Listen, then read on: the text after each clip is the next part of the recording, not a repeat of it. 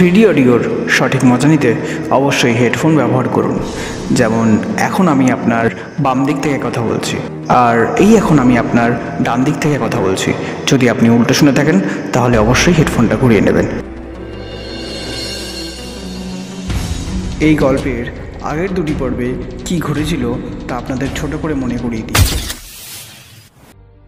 এর আগের দুটি পর্বে আমরা দেখেছি কিছু বেআইনি কাজকর্ম করার জন্য চার বন্ধু জিৎ, রাজ, সুমন ও সৌরভকে কলেজ থেকে রাস্টিকেট করা হয়। এরপর একদিন রাজ বার থেকে ফেরার সময় দেখল আঁখি ও মেঘনা একটি বিপদে পড়েছে। তাদেরকে সেই বিপদ থেকে উদ্ধার করার জন্য রাজ ঝাঁপিয়ে পড়ল এবং তখনই ঘটল রাজের সঙ্গে আর একটি দুর্ঘটনা। এরপর আমরা ফিরে গিয়েছিলাম আর একটু অতীতে। সেখানে আমরা দেখেছিলাম রাজ কিভাবে মেঘনাকে প্রপোজ করেছিল।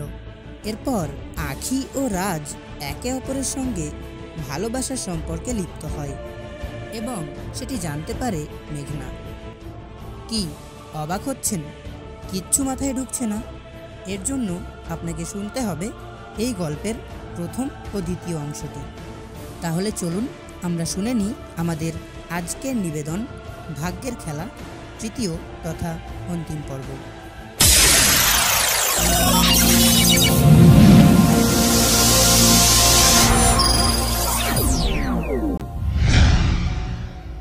অ্যাক্সিডেন্টের পর কেটে গেছে 2 মাস, আর এর মধ্যে রাজের জীবনটাও ওলটপালট হয়ে গেছে।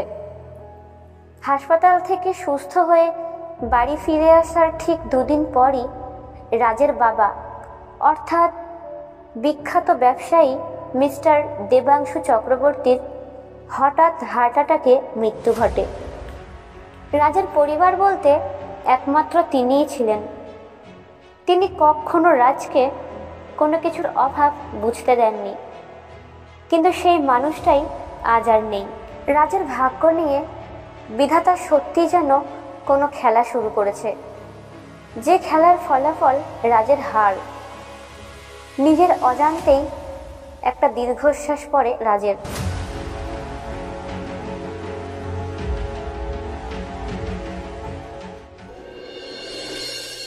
ছায়া তোর হয়ে আছি দেখ, পথে তোর চেয়ে আছি দেখ। তোকে বল। পাখিকে দেখতে পেয়ে গেছি গুরু। বুঝলাম, ঠিক আছে, তুই নজর রাখতে থাক আর প্রত্যেকটা মুভমেন্টের আপডেট আমাকে জানা। ঠিক আছে গুরু, তুমি কোনো চাপ নিও না। এরপর ফোন রেখে রাজ চটপট তৈরি হয়ে বেরিয়ে পড়ল গন্তব্যের উদ্দেশ্যে। জিতকে ফোন করব না, থাক, ওকে ডাইরেক্ট বাড়ি থেকেই তুলে নেব।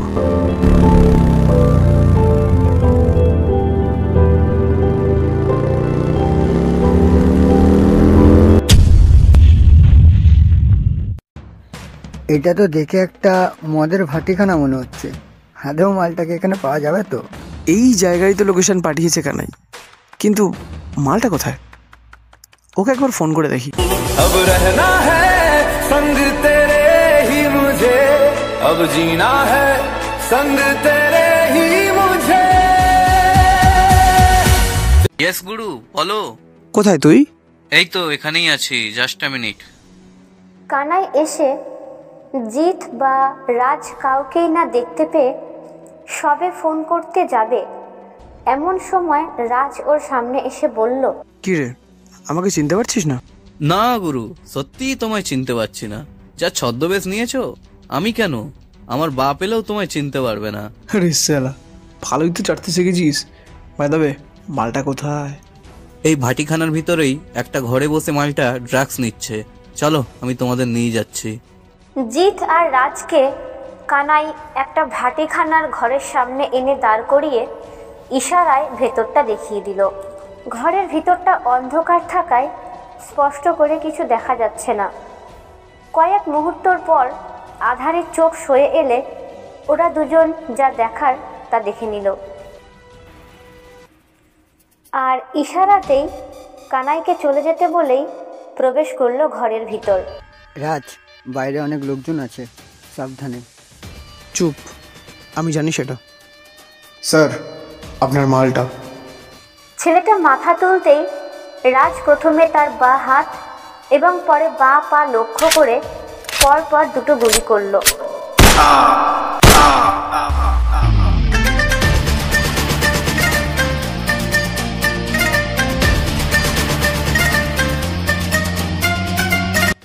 তারপর ঠান্ডা মাথায় ধীরে ধীরে বলল, গুলিটা কেন খেলি তার কারণ তোর জানা দরকার। একটা কথা মাথায় রাখবি, রাজের সাথে গেম খেলা মানে নিজের মৃত্যুকে নিমন্ত্রণ করে ডেকে আনা। যা জিজ্ঞেস করছি তার সঠিক উত্তর আমাকে জানা। ওই দিন আহি আর মেঘনার উপর আক্রমণ করেছিল কারা? বিশ্বাস করুন, আমি সত্যিই জানি না। ওদেরকে কে বা কারা পাঠিয়েছে। আমি শুধু ওদের সাথে ড্রাগস পাচারি করি, এছাড়া আর আমার কোনো লেনদেন নেই এদের সাথে। Trust me, please trust me. যাই হোক, উত্তরটা সঠিক নয়, তাই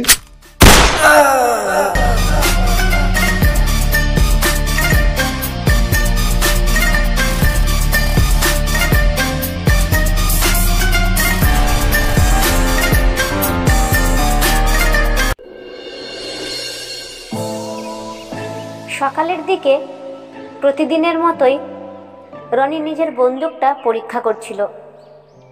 পকেটের ফোনটা কেঁপে ওঠায় সেটা হাতে নিয়ে দেখলো তার ভাই জনি একটা ভয়েস মেসেজ পাঠিয়েছে। দাদা, একটা খারাপ খবর আছে। চিকুকে কেউ খালাস করে দিয়েছে, প্রত্যেকটা নিউজ চ্যানেলে দেখাচ্ছে।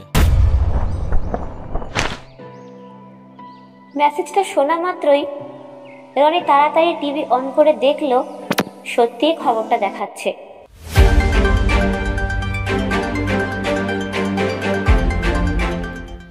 নমস্কার, আপনারা দেখছেন এবিপি আনন্দ। আপনাদের সাথে আছি আমি মৌমিতা। এই মুহূর্তের সবচেয়ে বড় খবর, গতকাল রাত্রে খিদিরপুরে একটি ভাটিখানায় একটি অল্প বয়সী ছেলের মৃতদেহ পাওয়া গেছে। পুলিশ সূত্রের খবর, হত্যাকারী মৃত ব্যক্তির পুরো শরীর গুলি করে ঝাঁঝরা করে দিয়েছে। অনেক তল্লাশি করেও মৃত ব্যক্তির শরীরে কোনো পরিচয়পত্র পাওয়া যায়নি। ঘটনাস্থলে পুলিশ একটি চিঠি পেয়েছে যাতে লেখা আছে সেকশন শঙ্কর।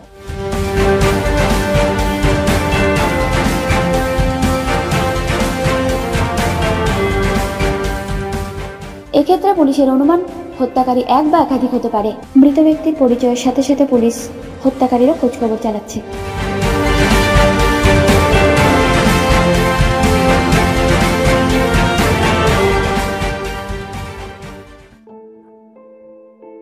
খবরে চিকুর মৃতদেহটা বারবার দেখে রনির মাথা প্রচণ্ড গরম হয়ে গেল।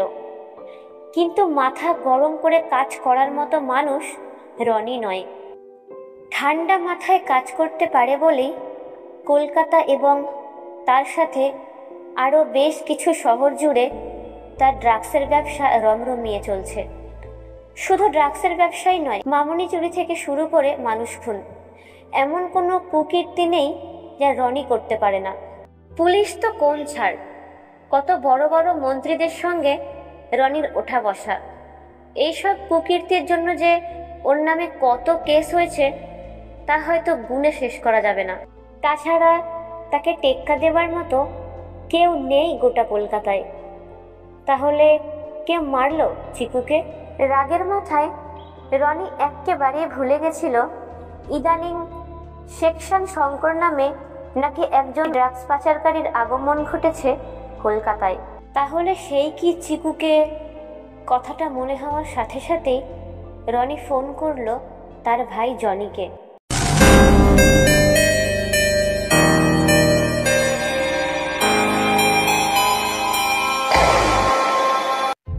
বলো দাদা। ইদানিং শুনছি সেকশন শঙ্কর বলে নাকি একজন কলকাতায় ঘাঁটি গেড়েছে। খোঁজটা নে তো, ছেলেটা কে? হ্যাঁ, সেটা আমি খোঁজ নিচ্ছি। ওই দাঁড়া। কি বললি? না, তোমাকে না, তুমি ফোনটা রাখো, আমি তোমাকে পরে কল ব্যাক করছি। দেখে চলতে পারিস না তুই? কানা নাকি? আরে দাদা, ধাক্কাটা তো আপনিই মারলেন, আবার আপনি আমাকে গরম দেখাচ্ছেন। ঠিক আছে, আপনার যদি মনে হয় ধাক্কাটা আমি মেরেছি তো আই এম সরি। গরমের কি দেখেছিস? এবার তোকে দেখাবো গরম দেখানো কাকে বলে। দেখুন, ভালো কথা বলছি, গায়ে হাত তুলবেন না। কি করবি গায়ে হাত তুললে? এই তো আবার তুললাম, দেখা কি করবি দেখা।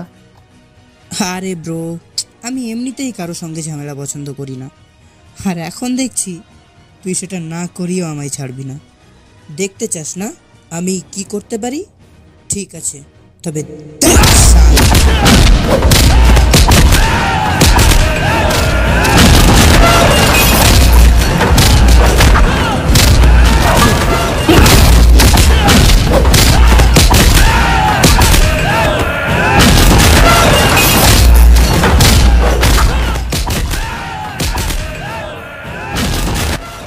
রাস্তার কুকুরদের বারণ করলে তারাও কথা শোনে, কিন্তু তুই শুনলি না।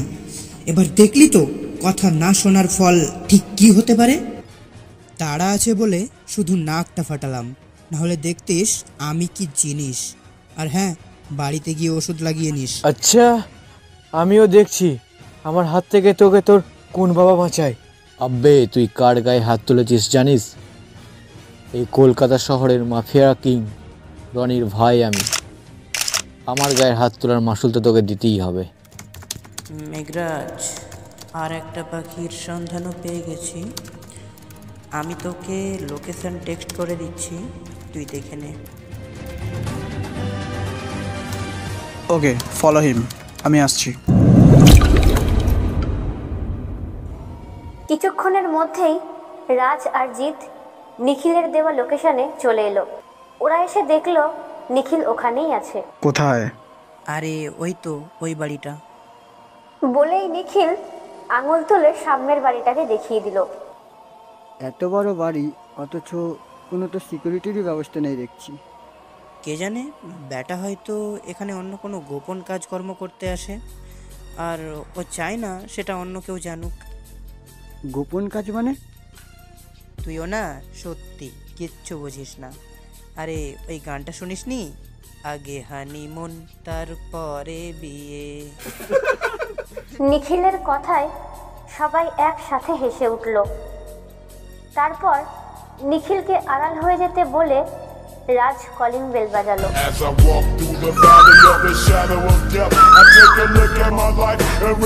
সাথে সাথে ভেতর থেকে ভেসে এলো কোকিল পাখির মিষ্টি কণ্ঠস্বর। আরে সাবাস, ছেলে তো বেশ শৌখিন রে। সেটাই তো দেখছি। একটু অপেক্ষা করার পর দরজা খুলল একটা অল্প বয়সী ছেলে। বয়স আন্দাজ 26 কি 27 হবে, কিন্তু মুখের ব্যান্ডেজ দেখে ওদের বুঝতে অসুবিধা হলো না মহান ব্যক্তিটি জনি। নমস্কার স্যার, আপনার দাদা রনি আমাদেরকে পাঠালেন। দাদা পাঠিয়েছে? কিন্তু কেন? আরে স্যার, আমরা ওইটার বিষয়ে কথা বলতে এসেছি। ওইটা মানে? আরে ড্রাগস। আরে হ্যাঁ, ওই বিষয়ে আপনার সাথে একটু কথা বলার আছে। আরে থামুন মশাই, এসব কথা কেউ বাইরে বলে? আপনারা ভেতরে আসুন। বসুন, কি খাবেন বলুন, রাম না উইস্কি? খাবো, আমরা তো খাবোই, কিন্তু তার আগে তুই কোনটা খাবি বল। হোয়াট? স্যার মনে হয় পরিষ্কার বাংলাটা বুঝলো না। আচ্ছা দে, ওকে মেনুটা ধরিয়ে দে। চর থাপ্পড় লাঠি ঘষি না, পিস্তলের দানা। আপনি কে বলুন তো? আমি সেই যাকে নিয়ে এখন কলকাতার গলিতে গলিতে চর্চা। ঠিকই ভেবেছিস, সেকশন শঙ্কর। আপনাকে খুব চেনা চেনা লাগছে, কোথায় যেন দেখেছি। একটু ভাবতেই জনি জোরে চেঁচিয়ে বলে উঠল, আরে তুই! ঠিকই চিনেছিস, রাজ মানে মেঘরাজ, যার সাথে যমরাজের কোনো পার্থক্য নেই। কিন্তু তুই তো মরে গেছি, তাই তো? না রে শুয়ার, এত সহজে আমার মৃত্যু নেই। আর সেদিন তোর ওই পাঠানো বুলডগগুলো আমার কিচ্ছু চিটতে পারেনি। তোদের ওই ব্যর্থতার কারণেই আজ আমি তোর সামনে এসে দাঁড়িয়ে আছি। দেখ, এমনিতেও আমার সময়ের খুব অভাব, তার উপর তোর সাথে অনেক বেশি ভাট বকে ফেলেছি। এবার সিধা কাজের কথায় আসি। আমি তোকে ছোট্ট একটা কোশ্চেন করব, যদি তার উত্তর সঠিক হয় তাহলে বেঁচে গেলি, আর উত্তর যদি ভুল হয় কালকে সূর্যোদয় তোকে দেখতে হবে না। আমার নামে পুলিশকে কে ইনফর্ম করেছিল? আমি জানি না পুলিশকে তোর নামে কে ইনফর্ম করেছিল। না, আমি জানি না।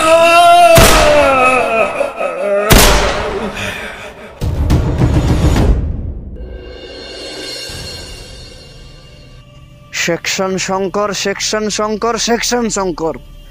কে এই সেকশন শঙ্কর? এই সেকশন শঙ্করই আমার জিনা হারাম করে দিল। প্রথমে আমার দলের একটা ছেলেকে মারলো, তারপর আমার ভাইকে মারলো, আর তোরা এখানে কি ছিটছিস? আগামী 24 ঘন্টার মধ্যে ওর খবর আমার চাই। ক্লিয়ার?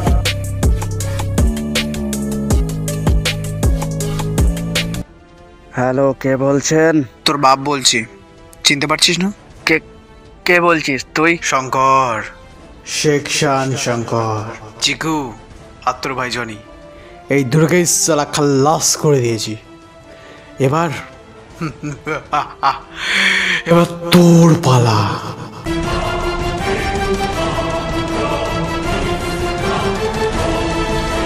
শোন হারামজাদা, তুই যদি এক বাবার বেটা হয়ে থাকিস তবে সামনে আয়। আসবো রে, আসবো, খুব তাড়াতাড়ি তোর সামনে আসবো।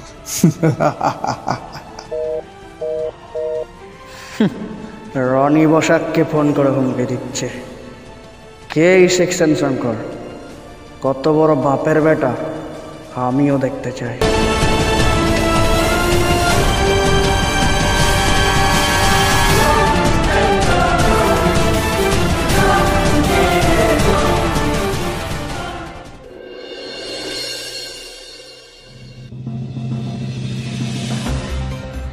আবারও ঘটে গেল কলকাতার বুকে আরও একটি খুন, সেটাও নিজের বাড়িতে।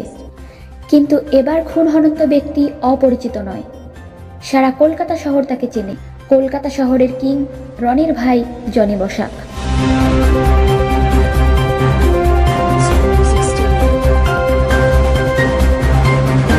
এখনো পর্যন্ত পুলিশ সূত্রের খবর, ভবানীপুরে জনির দ্বিতীয় বাড়িতে প্রতিদিনের কাজের লোক আজও সকালে কাজে এসে বাড়ির সদর দরজা খোলা দেখতে পায়। বিষয়টা সন্দেহ হলেও তিনি অতটা গুরুত্ব না দিয়ে ভিতরে প্রবেশ করে দেখেন রনি রক্তাক্ত অবস্থায় মেঝেতে পড়ে আছে।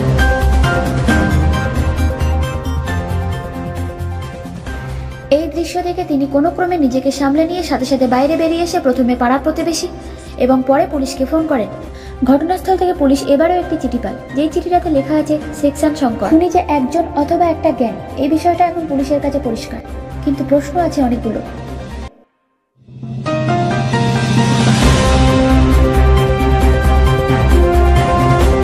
খুনি কি কোনো সিরিয়াল কিলার? একই প্যাটার্নে খুন করা, তার মোটিভটাই বাকি? এমনই আরো প্রশ্নের মুখোমুখি পুলিশ। অপরদিকে পরপর 2 রাত ঘটে যাওয়া এমন নৃশংস হত্যাকাণ্ডে সাধারণ জনতার মধ্যে চাঞ্চল্যের সৃষ্টি হয়েছে। সাধারণ জনতা এখন খুনি ধরা পড়ার অপেক্ষায়। ব্যুরো রিপোর্ট, এবিপি আনন্দ।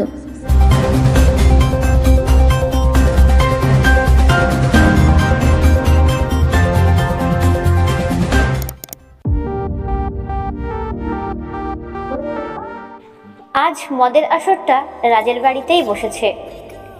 এটা ওটা নিয়ে নানা বিষয়ে আলোচনার মাঝে কানাই বলল, আচ্ছা গুরু, একটা কথা বলো তো, বেছে বেছে খালি রনির লোকগুলোকেই খতম করছো কেন? সে এক অনেক লম্বা কাহিনী, পরে শুনিস।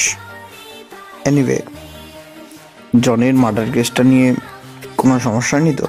মার্ডারগুলো নিয়ে কিছু ভেবো না, ওটা আমি আর নিখিলই সাল্টে দেবো। আগে তুমি এটা বলো। নিজের প্যাকটা শেষ করে রাজ বলতে শুরু করলো,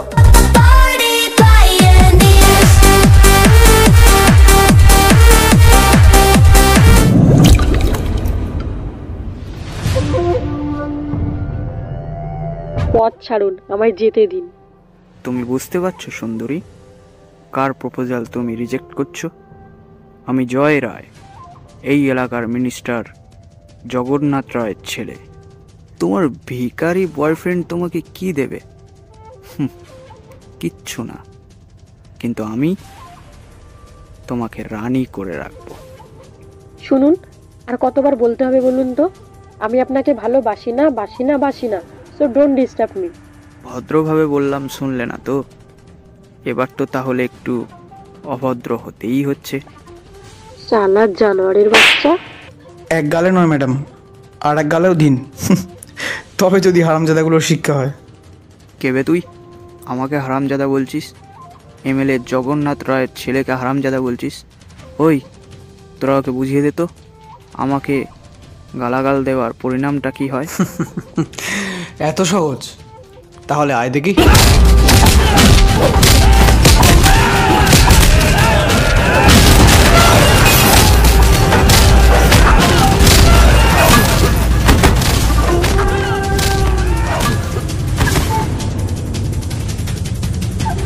শোন বাচ্চা, তোকে একটা অ্যাডভাইস দিই, এই পোশাক কুত্তাগুলোকে না পাড়ি গিয়ে ভালো করে পোলিও খাওয়া, তবে যদি শরীরে একটু জোর আসে। মালগুলোকে দেখো, সালা যেন ননির পুতুল।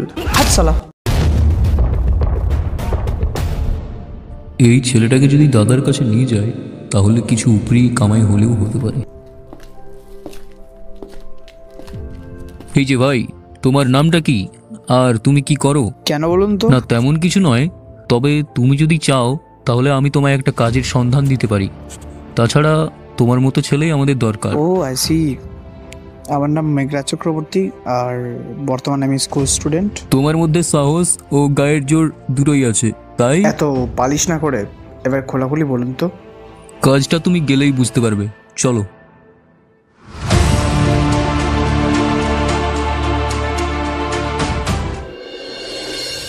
দাদা, এর নাম মেঘরাজ চক্রবর্তী, একে আমি নিয়ে এলাম। দেখো তুমি যদি কোনো কাজে লাগাতে পারো। মেঘরাজ, আজকে থেকে তুমি আমার দলের হয়ে কাজ করছো। এই, তোরা সবাই কান খুলে শুনে রাখ, এই আজকে থেকে তোদের লিডার মেঘরাজ চক্রবর্তী। লিডার? আরে সাহস। বাই দ্য ওয়ে স্যার, আসলে আমার কাজটা কি? চুরি, ছিনতাই, ডাকাতি, নারী পাচার, ড্রাগস পাচার, আর হ্যাঁ, প্রয়োজনে খুনও করতে হতে পারে।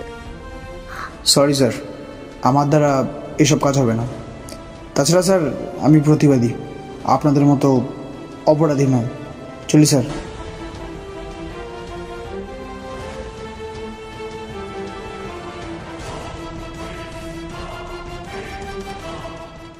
শুধু কলকাতায় নয়, বোম্বাই, চেন্নাই, রাজস্থান, লখনৌ, এই সব শহরের মানুষ আমার কথায় ওঠে আর বসে। আর তোর এত বড় সাহস, তুই আমার দেওয়া প্রস্তাব অমান্য করে চলে যাচ্ছিস। তুই জানিস আমার কথা অমান্য করার জন্য আমি তোর কি অবস্থা করতে পারি? কলকাতা, চেন্নাই, রাজস্থান, লখনৌ, এই সব শহরের কিছু কিছু লোক হয়তো আপনার কথায় ওঠা বসা করে, কারণ তারা আপনার পোশাক কুত্তা, কিন্তু আমি না। আর আপনার কথা অমান্য করলে খুব বেশি হলে আপনি আমাকে মেরে ফেলতে পারেন, তার বেশি আপনি কিছু করতে পারবেন বলে আমার মনে হয় না। যাই হোক, আপাতত চলি স্যার। ব্যাস, সেদিনই বুঝেছিলাম আমার জীবন থেকে হয়তো ভালো থাকার অধ্যায়টা চিরকালের মতো শেষ। তার সাথে এটুকুও বুঝতে পেরেছিলাম এই দুনিয়ায় টিকে থাকতে হলে আমাকেও খারাপ হতে হবে। তার মধ্যে সব থেকে অগ্রবর্তী আমার যে কাজ, তা হলো মেঘনার চোখে নিজেকে খারাপ করা। কারণ আমি কখনোই চাইনি আমার জন্য মেঘনার জীবনে খারাপ কিছু নেমে আসুক। আমার জীবনের একটা নীতি ছিল জানিস তো, যেমন ভাবনা তেমন কাজ। তাই আজ দেখ, মেঘনার চোখে আমি সব থেকে বড় অপরাধী। নিজের লাস্ট প্যাকটা শেষ করে রাজ নিখিলকে বলল, শোন নিখিল, তুই কাল রনিকে ফোন করবি আর বলবি তোমায় আর কিচ্ছু বলতে হবে না, যা বোঝার আমি বুঝে গেছি। আমাদের প্ল্যানটা কোনো মতেই রনিকে বুঝতে দেওয়া চলবে না। আর বাই এনি চান্স যদি বুঝে যায় তবুও যাতে পালাতে না পারে সেই ব্যবস্থা কানাই তুই করবি। প্রয়োজনে পুরো কলকাতা পুলিশকে অ্যালার্ট করতে হবে। ওকে।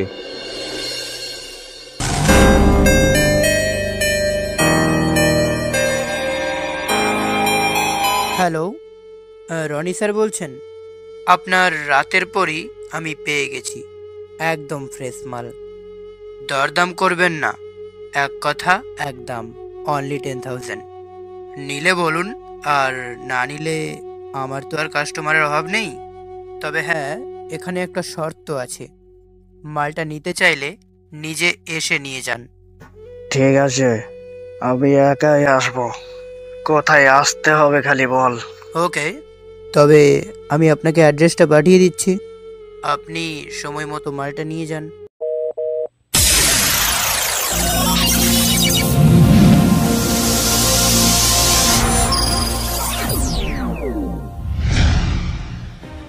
নিখিলের পাঠানো লোকেশনে পৌঁছে রনি হঠাৎ থমকে দাঁড়িয়ে পড়ল। সামনে এ কাকে দেখছে সে? ঠিকঠাক পৌঁছেছে কিনা তা পরীক্ষা করার জন্য রনি একবার চারপাশটা নজর বুলিয়ে নিল। না, বালিগঞ্জই বটে। তাহলে কিছু না বুঝতে পেরে রনি সেখানেই অবাক হয়ে দাঁড়িয়ে রইল। রনির সামনে এখন দাঁড়িয়ে আছে মেঘরাজ। ওদের দুজনের মধ্যে ব্যবধান খুব জোর হলে দুহাত হবে। স্মিত হাসি হেসে মেঘরাজ বলল, কিরে, অবাক হয়ে গেলি? ভেবেছিলিস তোর পাঠানো ওই শুয়োরের বাচ্চাগুলো আমাকে খতম করে ফেলেছে? না রে না, তাছাড়া কুত্তা দিয়ে কি আর বাঘ মারা যায় রে বাচ্চা? ওরা না পারলেও আজকে তোকে আমি নিজেই খতম করব। ভুল করে ওই চেষ্টা করিস না, তাহলে তোকেও হয়তো ওই চিকু আর জনির মতন কুকুরের মতন মরতে হবে। রাজের কথা শেষ হওয়ার আগেই রনি হিংস্র বাঘের মতো ওর ওপর ঝাঁপিয়ে পড়ল। মেঘরাজ! বেধারক মার খাচ্ছে রাজ, তবুও ইশারাতে কানাই, জিৎ আর নিখিলকে কাছে আসতে মানা করছে। ওদের দুজনের মধ্যে বেশ কিছুক্ষণ মারপিট চলার পর হঠাৎ রনি রাজের পেটে সজোরে একটা লাথি মারল, আর সাথে সাথে রাজ মাটিতে পড়ে গেল। আর রনি রাজের বুকের ওপরে বসে রাগে ফসতে ফসতে বলল, প্রথমে তুই চিকুকে মেরেছিস, তারপরে আমার ভাই, ওকেও ছাড়িসনি তুই।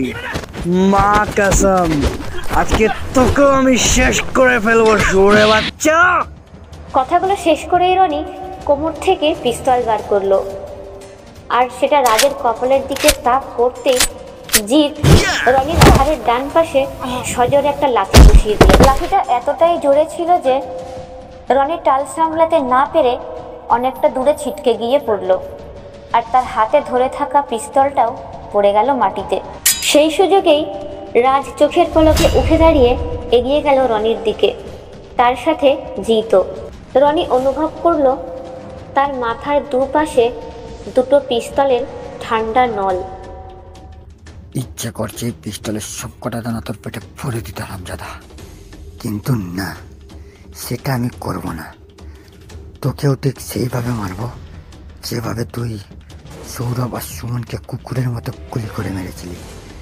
রাজকে না পেয়ে দুটো নিরপরাধ জীবন তুই শেষ করে দিয়েছিস। এবার তোর পালা রানী, মরার জন্য এবার তুই প্রস্তুত হ। জীবন মৃত্যু নিয়ে যে খেলাটা তুই শুরু করেছিলি সেটা এবার শেষ করবো আমরা। নিজেকে বাঁচানোর আর কোনো উপায় না দেখে রনি ওদের কাছে আত্মসমর্পণ করলো। ক্ষণিকের নীরবতা, তারপর কয়েকটা কান ফাটানো গুলির শব্দে রনির মৃত্যুর আর্তনাদটাও ঢেকে গেল।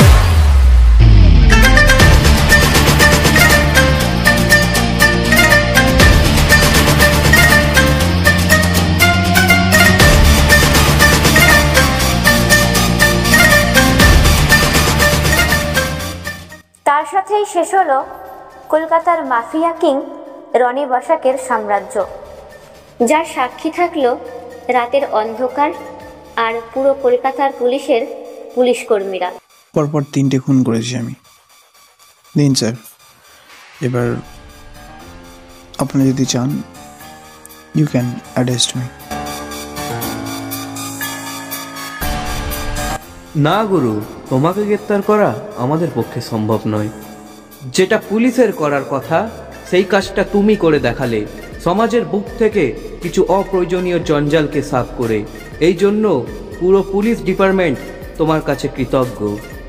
আর যারা একটা সময় খেতে পর্যন্ত পেত না, তাদের নিয়ে আজকের পুরো দেশ গর্ব করে।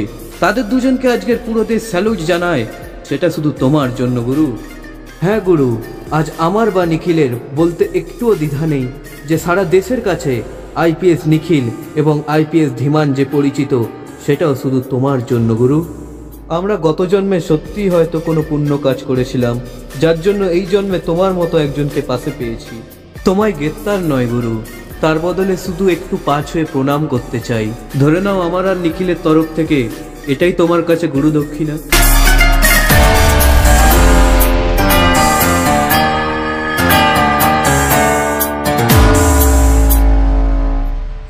এরপর দুই অফিসার মানে নিখিল আর ধীমান রনির ডেড বডিটা তুলে নিয়ে ঘটনাস্থল থেকে চলে গেল। রাজ আর জিৎ নিজেদের মধ্যেই কথা বলতে বলতে ফিরে আসছিল। এমন সময় রাজের পকেটে থাকা ফোনটা বেজে উঠল।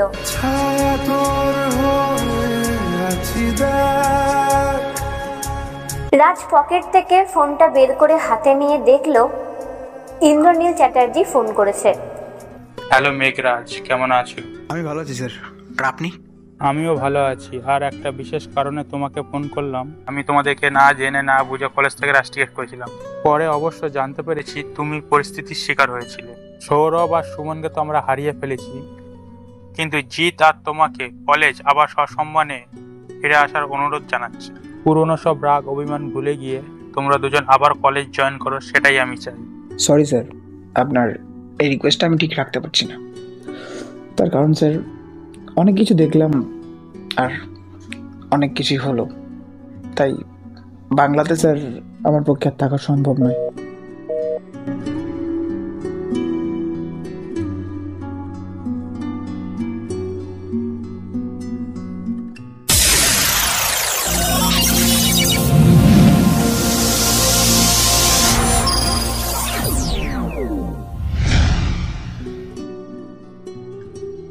অনেকক্ষণ ধরে মেঘনা রাজকে ফোন করছে, কিন্তু যতবারই ফোন করছে ততবারই সুইচ অফ। তাই এবার বাধ্য হয়ে মেঘনা জিৎকে ফোন করলো।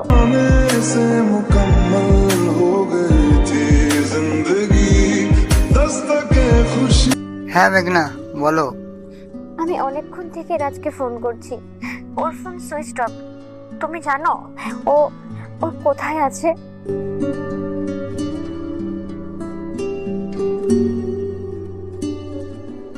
কি হলো জিৎ, চুপ করে আছো কেন? প্লিজ কথা বলো, এইভাবে চুপ করে থেকো না।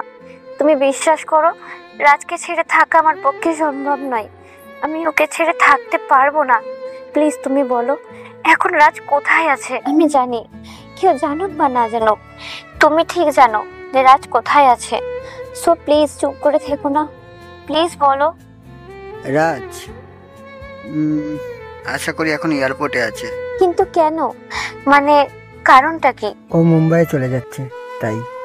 ইয়ার কি মেরো না জিৎ, তুমি আমার সিচুয়েশনটা একটু বোঝার চেষ্টা করো। আমি আর কি মারছি না মেঘনা, রাজ সিদ্ধান্ত নিয়েই নিয়েছে, আর কলকাতা থাকবে না, পার্মানেন্ট মুম্বাই শিফট করে যাবে। এর চেয়ে বেশি যদি কিছু জানার থাকে তুমি দমদম চলে যাও, সন্ধ্যে 7:10 ফ্লাইট। ভাগ্য যদি ভালো থাকে তাহলে ওর সাথে দেখা হয়ে গেলে হয়ে যেতে পারে। এনিওয়ে, আমি এখন রাখছি।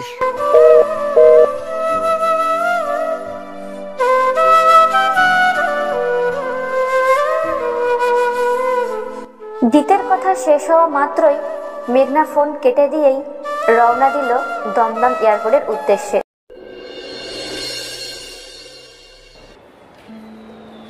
অন্যদিকে হাতে কিছুটা সময় থাকায় রাজ আপন মনে সিগারেট টানছে। হঠাৎ পেছন দিক থেকে কাঁধে কারোর স্পর্শ অনুভব করে পেছন দিকে তাকাতে অবাক হয়ে গেল মেঘরাজ। মেঘনাও আশা করেনি যে সে এত তাড়াতাড়ি রাজের দেখা পেয়ে যাবে। এক্ষেত্রে জিতের কথা অনুযায়ী মেঘনার ভাগ্য সত্যি খুব ভালো ছিল। সে যাই হোক, এবার মেঘনা রাজের চোখে চোখ রেখে সরাসরি প্রশ্ন করলো, এভাবে কোথায় চলে যাচ্ছ তুমি? সেটা জেনে তুমি কি করবে? এটা আমার প্রশ্নের উত্তর নয় রাজ, তুমি বলো তুমি কোথায় যাচ্ছ? মুম্বাই। ঠিক আছে, তাহলে আমিও যাব তোমার সাথে। দেখো মেঘনা, কুল ডাউন। আমি তোমাকে আগেও বলেছি, এখনও বলছি, আমার রাস্তাটা খুবই খারাপ, তাই আমি এই বাংলা ছেড়ে চলে যাচ্ছি। কিন্তু তুমি আমার সাথে কেন যাবে? তুমি কি পাগল হয়ে গেছো? এখনো হয়নি, তবে তোমাকে ছেড়ে থাকলে সত্যিই আমি পাগল হয়ে যাব। আমি জানি আমি তোমাকে অনেক কষ্ট দিয়েছি, তার জন্য তুমিও আমাকে যত বড় কষ্ট দাও, কিন্তু আমাকে ছেড়ে যেও না প্লিজ রাজ, আমাকে ফিরিয়ে দিও না। আমি আমি সব কিছু ছেড়ে ছুড়ে দিয়ে তোমার কাছে চলে এসেছি, প্লিজ আমাকে ফিরিয়ে দিও না।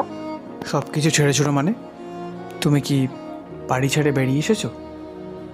এটা কেন করলে মেঘনা? তুমি তো একটা যথেষ্ট ম্যাচিউর মেয়ে। ভারী মুশকিলে ফেললে। ওকে, আমি যাচ্ছি না, কিন্তু এবার তো অন্তত চোখের জলটা মুছো। নিভে যাওয়া সিগারেটটা ফেলে দিয়ে আবার একটা সিগারেট ধরিয়ে রাজ বলল, আমাদের সমস্যাটা না হয় মিটলো, কিন্তু ওদের সমস্যাটা তো মেটাতে হবে, তাই না? তো এর জন্য আমার তোমার হেল্পের প্রয়োজন মেঘনা। কি হেল্প? আসলে হয়েছে কি, জিৎ প্রথম দিন থেকেই আঁকিকে খুব ভালোবেসে ফেলেছে, তাই কিন্তু বেচারা তো নিজের মুখ ফুটে কিছু বলতে পারবে না, তাই আমাদেরকে কিছু করতে হবে। দাঁড়াও 1 মিনিট। তুমি আখিকে ভালোবাসতে আর তোমাকে আখি, এর প্রমাণ তো আমি ওই দিন পার্কেই পেয়েছিলাম, কিন্তু মাঝখানে জিৎ কোথা থেকে এলো এইটা তো আমি বুঝলাম না। এই বিষয়টা একটু বলবে? এরপর রাজ মেঘনাকে সমস্ত ঘটনা খুলে বলল। রাজের সমস্ত কথা মন দিয়ে শোনার পর মেঘনা বলল, বুঝলাম, আমার পক্ষে যতটা সম্ভব আমি হেল্প করার চেষ্টা করব। একটা কাজ করলে কেমন হয়? তুমি জিৎকে ফোন করে আমাদের কলেজের সামনে ডেকে নাও, আর আমি আখিকে ডেকে নিচ্ছি। তারপর সামনাসামনি বসে না হয় কোনো একটা সিদ্ধান্ত নেওয়া যাবে। মেঘনার কথায় সম্মতি জানিয়ে রাজ জিৎকে ফোন করলো। বেশ কয়েকবার ফোন করার পর জিতের ফোন নট রিচেবল পেয়ে রাজ একটু বিরক্ত হয়ে বলল, বারবার ফোনটা নট রিচেবল দেখাচ্ছে, কোথায় থাকতে পারে আমি জানি। মনে হয় বাড়িতে ফোনটা চার্জে বসে ঘুমাচ্ছে মালটা। চলো ডিরেক্ট ওর বাড়িতেই যাওয়া যাক।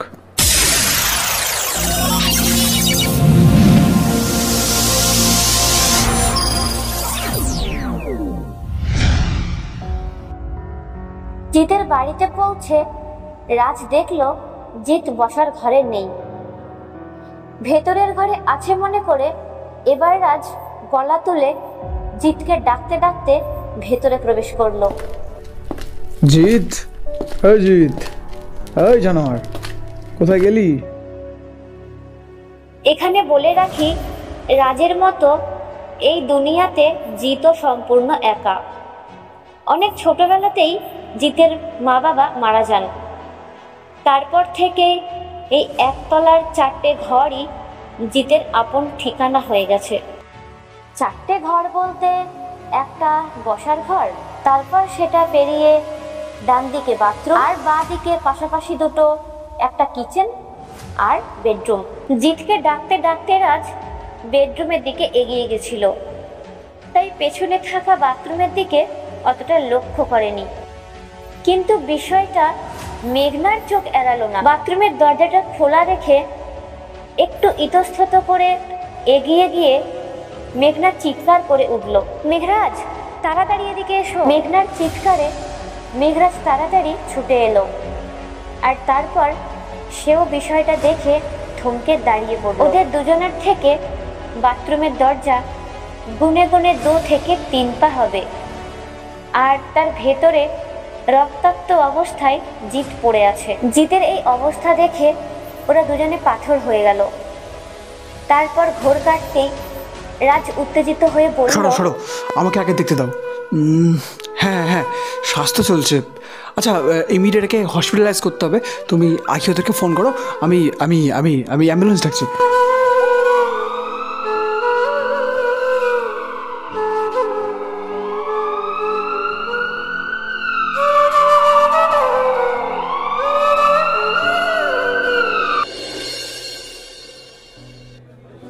হাসপাতালে ভর্তি করার সাথে সাথেই জিতের ট্রিটমেন্ট শুরু হয়ে যায়।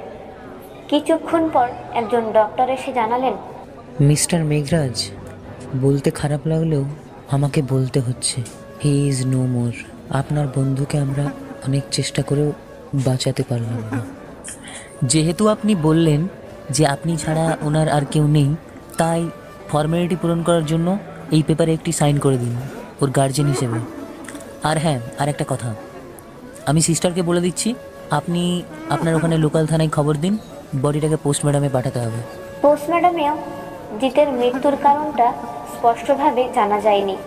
আখি আর মেঘনা যখন হাসপাতালে পৌঁছেছিল ততক্ষণে অলরেডি জিতের মৃতদেহটা পোস্টমর্টমের জন্য নিয়ে চলে যাওয়া হয়েছে। কিছু কিছু রহস্যের যেমন কোনো কিনারা করা যায় না, জিতের মৃত্যুটাও ঠিক তেমনই একটা রহস্যজনকভাবে সবার মনে প্রশ্ন রেখে গেছে, যার উত্তর কারোর জানা নেই। জিতের মুখে আগ্নি করার সময় রাজের কানে জিতের বলা একটা কথা বারবার বাজছিল, মানুষ তো চিরকাল বেঁচে থাকে না বন্ধু। আঙ্কেল নিয়ে তো কি হয়েছে, আজ থেকে আমরা দুজনের জন্য বাঁচবো। শেষ বলে যেন কিছু নেই আছে অবশেষ, এ দেশেরও শেষে ঠিকই শুরু। ভাগ্যের খেলা তো এমনই হয়, তাই না? কাকে কখন জেতায় কাকে হারায় কেউ জানে না।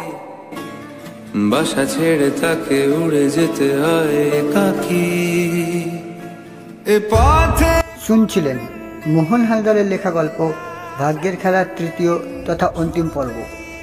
এই গল্পের বিভিন্ন চরিত্রে যারা অভিনয় করেছে, মেঘরাজ চক্রবর্তী, মৃন্ময় হালদার, জিৎ দাস, সৌরভ গড়াই, সুমন শুভদীপ মাল, মেঘনা Mousumi Samanta, Ankhi Aklima Khatun, Maria Mardi, Rupa Anjali Modak, college principal Indranil Chatterjee, Rezaul Balde, school principal Shrabani Konai, school class teacher Ahana, Tajmira Khatun, থানার OC Arnab Roy, Arpan Mondal, inspector Arup, Pranajit Bhowmik, Manikanta Das, Soumik Pal, Debangshu Chakraborty, Biswajit Das, Mallika Debi, Sumitra Garai, Roni Basak, Tuhin Sheikh, Johnny Basak, SK Raj, Chiku, Subhan Mallick, IPS Nikhil, Minhaj Rocks, IPS Dhiman মণ্ডল, জয় রায়, আলামিন লস্কর।